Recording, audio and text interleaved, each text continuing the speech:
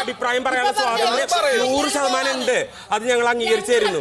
കാരണം ഈ സംഭവം നമ്മളെല്ലാവരും നേരിട്ട് കണ്ടതാണ്. അപ്പൊ തീർച്ചയായിട്ടും നെവിന് അഭിപ്രായം പറയാനുള്ള അവകാശം ഉണ്ട്.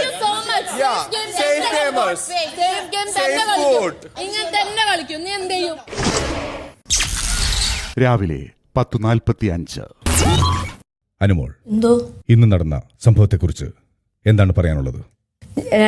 ലാലേട്ടൻ പോയതിനു ശേഷം അതിന് മുന്നേയും ബിഗ് ബോസ് പറഞ്ഞ റൂൾസ് ബ്രേക്ക് ചെയ്യുന്നുണ്ടെന്ന് ഞാൻ ശ്രദ്ധിക്കാൻ തുടങ്ങി. ഇന്ന് രാവിലെയും അതുപോലെ എനിക്ക് അങ്ങനെ തോന്നി, പുള്ളിക്കാരി ഇങ്ങനെ ലിപ്സ്റ്റിക്കും ഈ പറയുന്ന മുഖത്തുള്ളതൊക്കെ യൂസ് ചെയ്യുന്നുണ്ടെന്ന്. അപ്പൊ അതൊന്ന് ജസ്റ്റ് ഞാൻ ഇപ്പോഴും പറയാണ്, പുള്ളിക്കാരെ വേദനിപ്പിക്കാത്ത രീതിയിലാണ് ഞാൻ ആ ടിഷ്യൂ പേപ്പർ എടുത്തിട്ട് ബിഗ് ബോസ് എന്റെ പെർമിഷൻ ചോദിക്കാൻ അതിന്റെ മുഖം പിടിച്ച് എന്റെ ലിപ്സ് ഇങ്ങനെ അഗ്രസീവ് ആയിട്ട് ഇങ്ങനെ ചെയ്ത് അത് ഫിസിക്കൽ അല്ലെങ്കിൽ എന്താണ് അത് എന്നോട് not allowed to touch me. ഇവള് എന്തിനാ എന്നെ ടച്ച് ചെയ്ത്?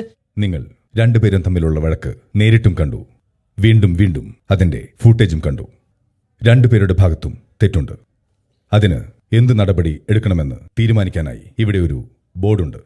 അവരുടെ തീരുമാനത്തിന്റെ അടിസ്ഥാനത്തിൽ ഇതിന്റെ നടപടിക്രമങ്ങൾ എന്തൊക്കെയാണെന്ന് മോഹൻലാൽ വരുന്ന എപ്പിസോഡിൽ നിങ്ങളെ അറിയിക്കുന്നതാണ്.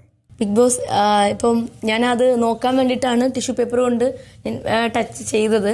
അപ്പൊ എന്തെങ്കിലും എന്നോട് ചോദിച്ചാ സമ്മതിക്കില്ല, കൺഫേം ചെയ്യണം. എന്നെ ടച്ച് ചെയ്യണ ആര് നിന്റെ പെർമിഷൻ? അപ്പൊ ഞാൻ ഞാൻ സോറി പറയാണ്. അല്ല, ഇത് വേണ്ട Bigg Boss, you have to take an action. അപ്പൊ എന്താ വേണ്ട, ഞാൻ ഇവിടുന്ന് പോണോന്നാണോ? അല്ല, ഞാനൊന്ന് പറഞ്ഞത് ബിഗ് ബോസ് ഡിസൈഡ് ചെയ്ത് പ്ലീസ്. ആയിക്കോട്ടെ, ബിഗ് ബോസ് പറയട്ടെ. This is the second time you have touch me. ഇവിടെ നീ എന്നെ അടിച്ചായിരുന്നു. എന്തിനാണ് റൂൾസ് ബ്രേക്ക് ചെയ്യുന്നത്? ഇവിടെ അടിച്ചത് നീ ബിഗ് ബോസ് ആണ്. ഇവള് ബിഗ് ബോസ് ആണ്. റൂൾസ് ബ്രേക്ക് ചെയ്യുമ്പോൾ ഇവൾ എന്നെ വന്ന് തൊടും അടിക്കും. ഇവള് ആരാണ് ഡിസൈഡ് ചെയ്യണത്? നീയാണ് അത് ഡിസൈഡ് ചെയ്തത്. ബിഗ് ബോസ് ഡിസൈഡ് ചെയ്യട്ടെ.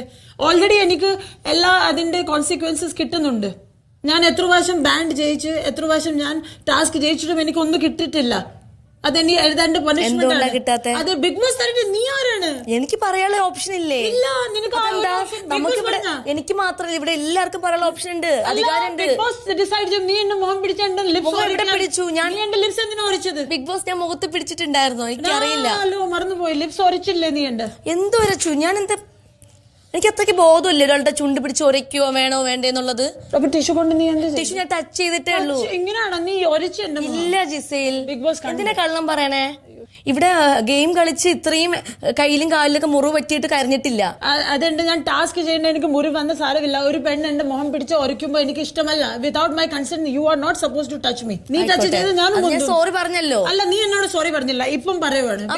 ബിഗ് ബോസ് വിളിക്കുമ്പോ സോറി പറയാനാണ്. നീ ശരിക്കും നിനക്ക് വിഷമം ഉണ്ടായിരുന്നെങ്കിൽ നീ അവിടെ എന്നെ സോറി പറയാം. എനിക്ക് അവിടെ മുന്നിട്ട് സോറി പറയേണ്ട ആവശ്യമില്ല. എനിക്ക് ബിഗ് ബോസിന്റെ മുന്നിൽ വെച്ചും പ്രേക്ഷകരുടെ മുന്നിൽ വെച്ചാണ് എനിക്ക് കാണിക്കേണ്ടത്. എനിക്ക് ഇവിടെയുള്ളവരുടെ മുന്നിലല്ല. Big boss